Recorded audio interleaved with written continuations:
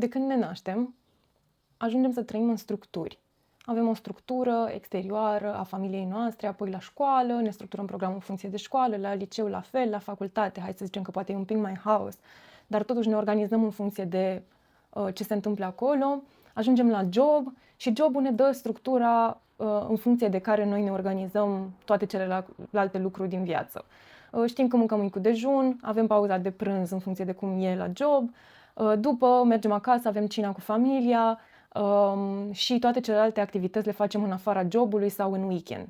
Deci avem structura. În momentul în care suntem freelanceri sau antreprenori, nu mai avem structura asta în funcție de care noi ne-am organizat toată viața.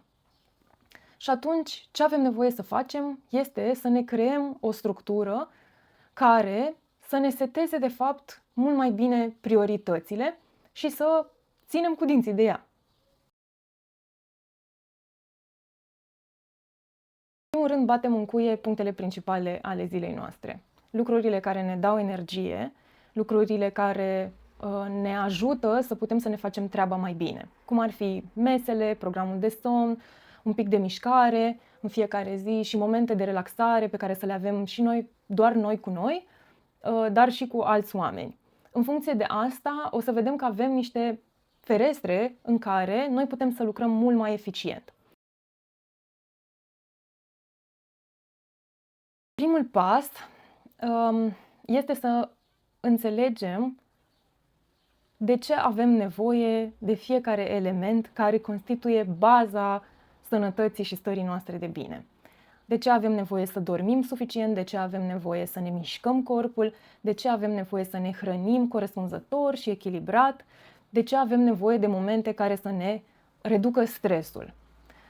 Asta este baza noastră. Și atunci primul pas nu e neapărat să terminăm toate proiectele ca apoi să avem timp pentru toate celelalte lucruri, ci să înțelegem că, de fapt, toate aceste lucruri de bază ne creează spațiu potrivit și mental și fizic, energie și vitalitate pentru a putea să ne facem și treaba.